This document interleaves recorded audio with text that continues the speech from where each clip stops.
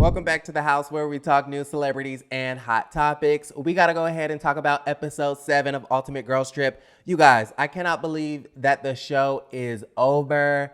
Okay, it's bad enough that the streaming platform is named Peacock. Okay, when they could have chosen something like NBC Plus or Universal or something like that. Okay, something more adult, but they decided to go with Peacock, which I think sounds very silly. Not only is the streaming platform named Peacock, but there's really no shows on there that I like to watch besides Housewives. But I'm not sitting up, all day and night watching reruns of Housewives. I talk about it enough. Okay, I need to watch something different. There is a show on there called Paris in Love, but it's extremely boring. But for some reason, I cannot seem to watch. So besides that, okay, and besides Ultimate Girls Trip, it ain't nothing on there. So the cherry on the top is the show that I really do like, Ultimate Girls Trip, only having 7 episodes. Okay, like what the hell? And there is an 8th episode posted, but it's nothing but the Watch What Happens Live special with all the ladies coming together asking or answering the questions.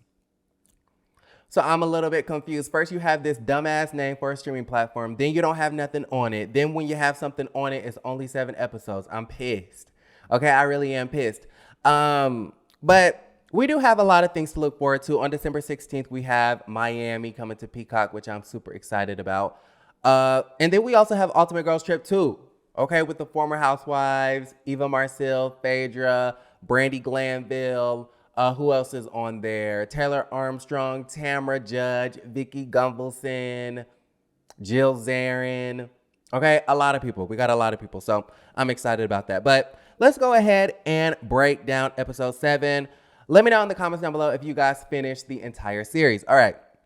So the first scene, we have Housewives after sunset. Okay, not after dark, but after sunset. Okay, so Kyle does the walk of shame because remember the night before Mauricio came to John's house, they dressed in the all white or whatever. Kyle decided that she wanted to spend the night with her mans, which only makes sense. Okay, she wanted to get her peaches cobbled. And quiet as it's kept, didn't nobody have an issue with it. Kenya, okay? We know she loves counting people's mouths.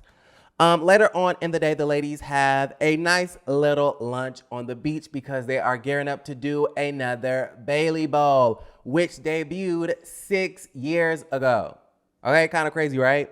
So while they are on the beach having lunch, they're having their shrimp salad and their quinoa and all of this other extra stuff. Their charcuterie boards.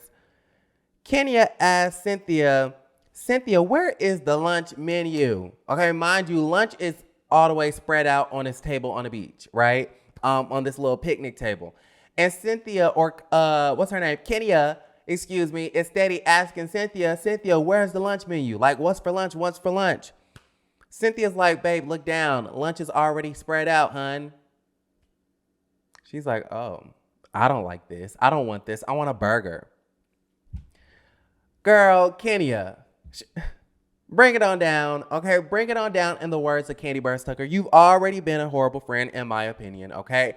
And my opinion is going to be solidified later on in the episode because it's more double standards. How the white women can do things and Kenya accepts it. Cynthia does the same thing and it's an issue. Okay, so we have Kenya Moore hair care complaining that it's a cold lunch with nothing but a shrimp salad, quinoa, and a charcuterie board, and she wants a hamburger. Somebody take Kenya to Shake Shack or something, okay? So they start with the Bailey Bowl or whatever. They have to lick balls to get a diamond ring. They ended up twerking. The interesting thing about this twerk off is that number one, Cynthia can actually twerk, okay? She was the only one that was really twerking the way you're supposed to twerk. Even though it was still bad, it was a lot better than everybody else's. And Kenya, okay, let's talk about Kenya's twerk for a second. Kenya, sis, why did you buy all of that booty and don't know how to use it? Why did you buy all of that booty and don't know how to move it? Like, Kenya's booty does not move at all. And it's actually pretty scary, okay? Let me know in the comments down below if I was the only one that saw that. I was like, wow, a whole fake butt. And then it's like, what? you're not putting it to use. Like, I don't really understand it. And then, what makes matters worse is that you don't admit it, okay? Which, it's your body, it's your plastic surgery. You can disclose whatever information you want to, but it's just embarrassing to know that you have this really obvious fake butt, but you continuously deny it. Like, that's embarrassing. Like, I'm getting secondhand embarrassment, okay, just from the situation. But anyways, okay, let me not go in on y'all's fave because then y'all say, I'm biased, I'm this, I'm that. Yes, I am biased, sis. Okay, this is a very biased channel. I'm a biased person. If you want someone that has a neutral stance on things, please tune into the 6 o'clock news on your local station. Okay, moving right along. So the ladies lick balls, they do a twerk off, they dig through the sand, whatever. Kenya ends up winning the Bailey Bowl. The prize was like a 4-night stay in a resort in Turks and Caicos, which I don't know why you would want to come back to Turks and Caicos. I guess I would assume that NBC Universal and the producers are working with the tourism there to promote it or something like that. I don't know. But Kenya ends up winning the 4-night stay back to Turks and Caicos and ends up giving it to Teresa, which I thought was really sweet, and I did love that, all right? Moving right along, Teresa cries later on because she feels as though she's bonded with the girls. She says, I've been on Housewives for about 10 years, and I never had an enjoyable season, okay, because she had to deal with her very abusive husband. She had to deal with going to jail. She had to deal with her parents dying. She had to deal with her husband being deportated. She had to deal with the table flipping and Danielle Staub and the whole bit. She had to deal with her backstabbing ass family and Melissa and Joe and them. So she's never really had an enjoyable season. She also believes that, she never has anyone to stick up for her. Even though I think on New Jersey, Teresa is just a little bit delusional. Okay. I felt like on Ultimate Girls Trip, she was a lot more down to earth because her actions and her words and the way she was based in reality. I feel like on her other show, it's not based in reality. Like, seriously, sis, you went to Jackie's husband's birthday party, went all around the party, started a rumor about Jackie's husband at his own party, and then didn't want to be held accountable when the shit got back to Jackie. Who does that? And then you got mad when she made an analogy about your grown-ass daughter doing drugs while away at college. Like, I would have said the same damn thing. You hurt my family, I hurt yours, sis. Okay, so Teresa, a lot of the times, does not base her storylines in reality, but I do feel like she was being the real Teresa on Ultimate Girls Trip. So congratulations to her. Then after Teresa cries, you got Ramona crying. She's opening up. Talking about she saw her mom getting beat up by her father growing up. I don't really have an opinion on that. I feel for Ramona. A lot of the tragic things that she talked about definitely manifests itself in her adult life because she's a hot ass mess. Moving right along. Cynthia's in the confessional talking about she believes Kenya had a hand in Melissa's warped perception of her. By basically telling Melissa that Cynthia was jealous of Kenya and Melissa's relationship, which I'm going to have to agree. Excuse me, okay? Y'all know I be belching. I'm going to have to agree with Cynthia, okay, on this sentiment. I kind of feel as though if me and you, Kenya, are besties from Atlanta, please don't go around spreading information, sensitive information that could possibly change someone's perspective on me. Please don't do that, sis. Okay, we supposed to be like this. We supposed to be friends. We supposed to be besties. Okay, and this show definitely taught, finally, that Kenya is not your friend, sis. Kenya is not your friend. Well, okay, let me back it up. Okay, let me back it up before y'all say I'm hating on Kenya. Okay. Kenya may be your friend, but I feel like the expectations in this friendship have to shift. They have to change because Kenya obviously can't be the friend to you, Cynthia, that you would like for her to be. Okay? So It is what it is, and that's just the God's honest truth. Why would you tell these strangers that Cynthia is jealous of them? Like, why would you do that? Why would you do that? Okay? I just didn't understand that. So I totally agree when Cynthia says that Kenya had a hand in Melissa's perspective towards her. We get this scene. The ladies are packing up. You know, it's the last day, basically, in Turks and Caicos. Cynthia wants to bring Kenya to the side to have a conversation with her while, everybody's trying to pack up and stuff, because she doesn't want to leave the Turks and Caicos trip without kind of some resolve, because we know that Kenya and Cynthia have not really been getting along. It's been awkward. They've been beefing. The dynamics have changed. It seems like the alliance is falling apart. Okay, I'm trying to think of as many similar sentences to basically say that Kenya and Cynthia's friendship is basically over. Okay, it's done. Ain't nothing there. Right? How they say, how many drinks have you had? How Marla said, how many drinks have you had? Tanya said, 0. Okay, nothing there anymore.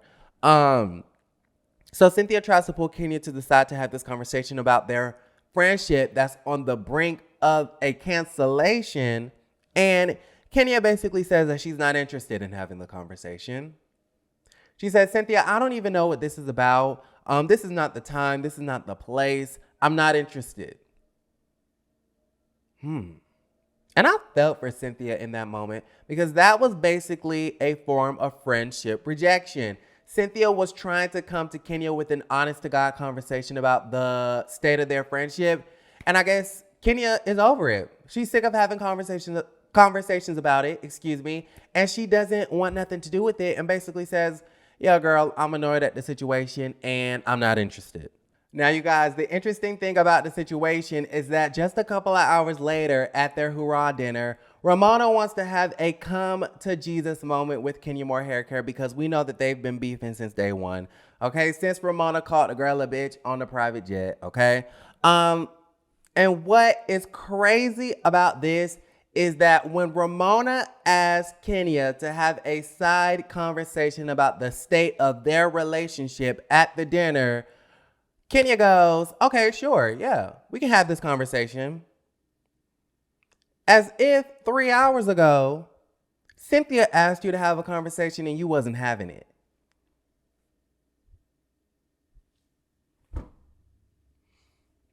And now y'all see why I'm saying that Kenya is not the best of a friend. It's the double standards. Why do you oblige this white woman, but you don't even try to make the space for Cynthia to have a conversation with Cynthia, your friend of like 5+ years from Atlanta? Ladies and gentlemen, Miss Kenya Moore Hair Care. Okay, this is the girl that y'all love so much. This is y'all's fave, treating her bestie in this manner. I just don't understand the situation. So yeah, she ends up having a conversation with Ramona. Whatever, they get over whatever they got going on. I don't really care, because we know in real life, Kenya and Ramona, I don't think will ever be friends. So I just thought it was a waste of time. Just another scene that Bravo and Peacock was trying to put together, child. So then, you guys, the dinner winds down. Luann does her rendition of Money Can't Buy You class, which that was a hot ass mess. And the only thing that stuck with me from that last scene was Kenya in the confessional talking about some I feel respected and validated now versus all my years on RHOA. And that kind of brought me back to Portia's book, The Pursuit of Portia, when she was talking about that scene where, her first scene on there where she was doing the Hosea Feed the Hungry charity event where Cordell crashed the party and gave, Portia a Chanel and whatnot. And Portia accidentally called Kenya Miss America instead of Miss USA. Okay, don't get that mixed up. Kenya was a part of Trump's pageant, not the other pageant. Okay, she's wearing that like a badge of honor, which she should. Great accomplishment. Whatever, sis. But in that moment, Kenya gets irrationally upset. And Portia writes in her book that she was going back and forth with Kenya on the driveway and then realized, oh my God, I know what's going on here. Okay. This is Kenya Moore Hair Care, the pageant beauty queen, the woman that I've looked up to, the person that I thought was a great representation for Black girls everywhere. This is her trying to make a scene, okay? And in the book, Portia writes, what I didn't know at the time was that Kenya had been filming weeks before I was ever tapped in to do the show, right? And this is just her trying to create a scene so that she can cement a storyline and secure a beach. So what made me think about that is that on Ultimate Girls Trip, Kenya says she feels respected. She feels validated. She doesn't feel this on her show. Maybe you don't feel respected and validated because you came on the show with fake boyfriends and fake storylines and trying to do stuff for the camera, which granted, we love it. It's reality television, but don't go out of your way to be a villain and antagonize people and come up with these fake storylines and then expect to be respected. I mean, I'm just saying. So that was pretty much it for episode 7. Let me know how y'all felt about the entire season in the comments down below. I'm definitely ready for Ultimate Girls Trip 2. Let me know how y'all feel. I'm going to go ahead and log off. I love you guys. And don't forget to create a great day.